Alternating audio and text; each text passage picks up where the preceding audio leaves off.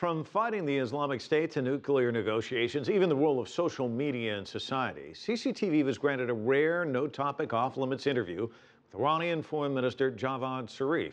The result was a compelling glimpse inside the highest levels of diplomacy, war, and culture. Here's my colleague, Asieh Namdar. Foreign Minister Zarif, first of all, thank you for giving us this opportunity to have this conversation. Very happy to be with you. You are in the final stage of nuclear negotiations with P5+1. Where do things stand at this point? What is the mood of negotiations? And are you optimistic a deal can be reached by the November 24th deadline? Well, negotiations on this issue are tough because people need to address not only the issues, but their domestic constituencies.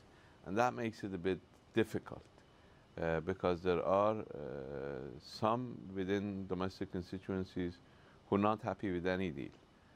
So it's impossible to appease them. Does that include Iran?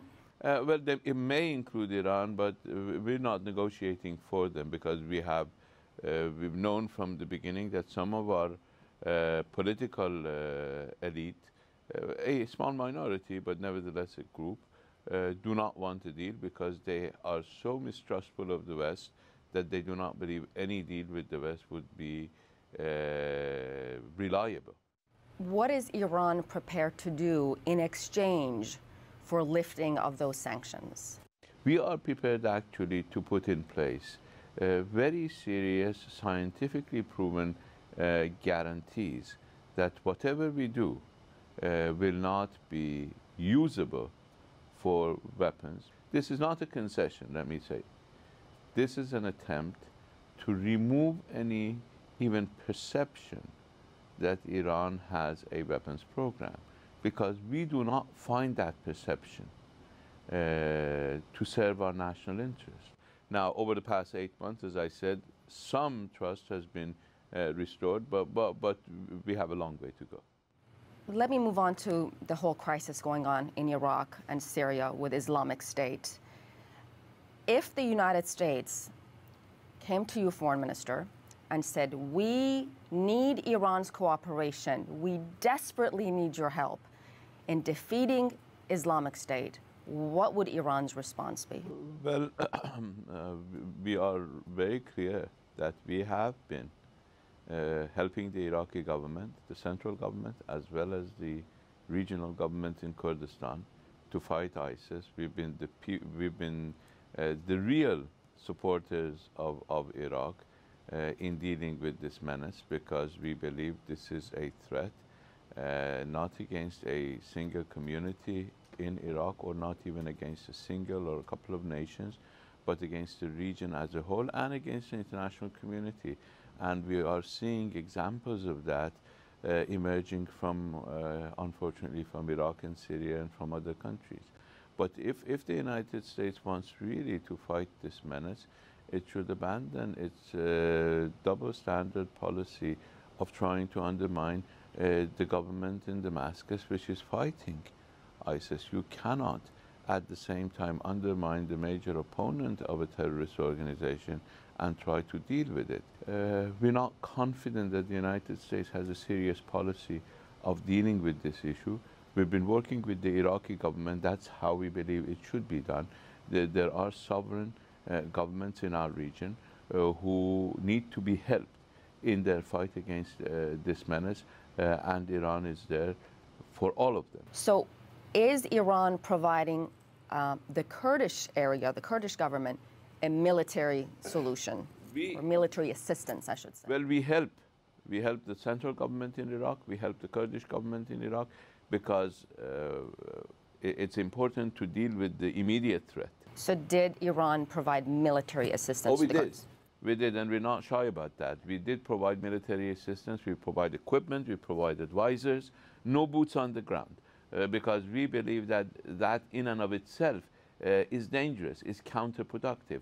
We believe that presence of foreign forces in any country give rise to resentment, give rise to domestic opposition, and are in themselves the seeds of new terrorism. Foreign Minister Zarif, I'm going to ask you a question, and if it's at all possible, maybe a yes and no answer, if possible. Yes or no?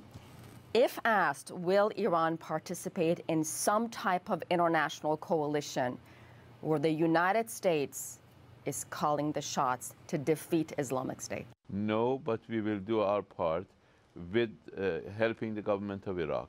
And the reason is we believe that any coalition should be regionally inspired and then receive military and other assistance from outside, not the other way around, because we believe that's the source of difficulty.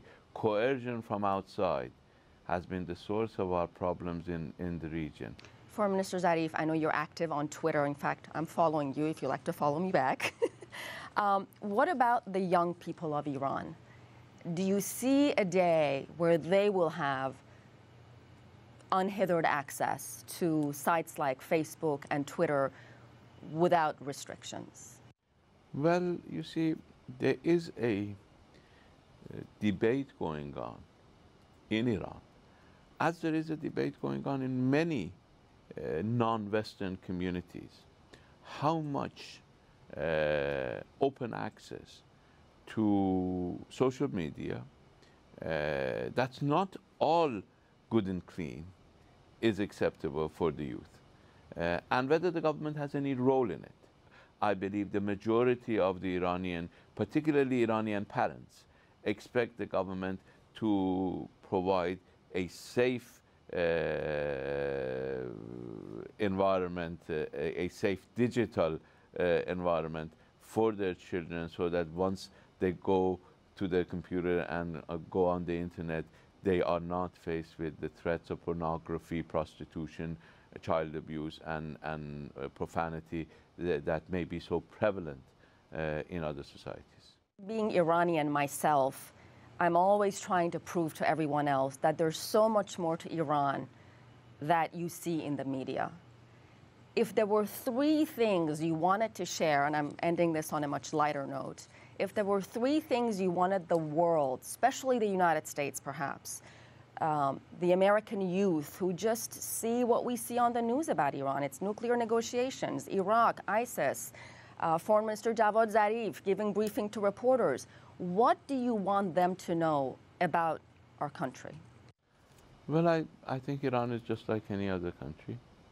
Our younger generation want to be able to live in peace, in harmony with the rest of the world. They want respect. So, do they want freedom to do certain things, perhaps? Well, as I said, they're just like the rest of the world. They do want freedom. They do want prosperity. They do want respect. So that's I mean, just like anybody else. I don't see any other way of explaining or defining what Iranian people want, other than saying they're exactly like other people. Foreign Minister Javad Zarif, sir, thank you so much for your time. Thank you.